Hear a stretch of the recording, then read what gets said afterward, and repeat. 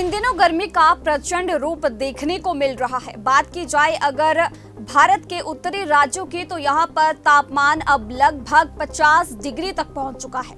तो वहीं बता दें कि इन दिनों लोग जहां पर गर्मी से खुद को निजात दिलाने के लिए, राहत दिलाने के लिए पंखे और कूलर का सहारा ले रहे हैं, लेकिन उसके बावजूद भी लोगों को राहत नहीं मिल पा रही है, जिसकी वजह से लोग अब ज्यादातर इस्तेमाल एसी का करने लग गए हैं, फिर चाहे वो अपने घरों पर हो या फिर ऑफिस में। लेकिन बात की जाए पिछले कुछ दिनों की, तो 10 से 12 एसी ब्लास्ट के मामले देखने को मिल रहे हैं, जिसकी वजह से घरों में या फिर ऑफिस में भी आग लगने के ऐसे कई तरीके के मामले जो हैं वो दर्ज किए गए हैं। बीते दिन की बात की जाए तो नोएडा की हाउसिंग सोसाइटी में देखा गया कि घर में ही एसी ब्लास्ट हो जाता है और आग लग जाती है। आग लगने के पीछे की वजह, जो एसी ब्लास्ट हुआ है उसके पीछे की वजह जो एसी का कंडेंसर है उसके खराब होने के, उसके ब्लास्ट होने का कारण बताया जा रहा है। और जैसे जैसे ये मामले अब बढ़ते जा रहे हैं, एसी के सुरक्षित इस्तेमाल और किस तरीके से ऐसी घटनाओं में बचाव कार्य किया जा सकता है, इन पर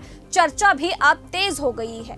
तो चलिए आपको बताते हैं कि आखिर आप कैसे अपने आप का बचाव, अगर एसी ब्लास्ट होता है किस तरीके से आप कर सकते हैं और अपने एसी को भी ब्लास्ट होने से बचा सकते हैं। जानकार बताते हैं कि कंडेंसर से गैस लीक होने से भी एसी से जुड़ी दुर्घटना हो सकती है।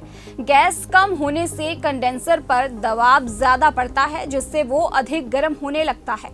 इससे आग लगने की संभावना बढ़ जाती है। गंदे कॉइल, एसी की कूलिंग में कंडेंसर कॉइल अहम भूमिका निभाते हैं। ये हवा से गर्मी को बाहर निकालते हैं। जब कॉइल गंदगी के चलते जाम हो जाता है, तब गैस के सामान्य प्रवाह में दिक्कत होती है। इससे कंडेंसर ज्यादा गर्म होने लगता है और आग लगने का खतरा बढ़ जाता है। वोल्टेज का उतार चढ़ाव, लगातार वोल्टेज के उतार चढ़ाव से भी कंप्रेसर की परफॉर्मेंस पर असर पड़ता है। ये भी हादसे का एक कारण बन सकता है। तो चलिए आपको बताते हैं कि एसी को फटने से कैसे बचाएं।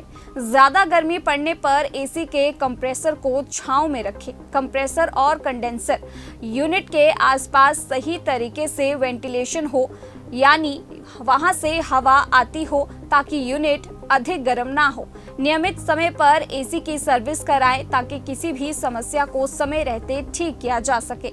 एयर फिल्टर और कूलिंग कॉइल्स की सफाई नियमित रूप से करें। इससे कंप्रेसर पर अधिक दबाव नहीं पड़ेगा और ये सही तरीके से काम करेगा।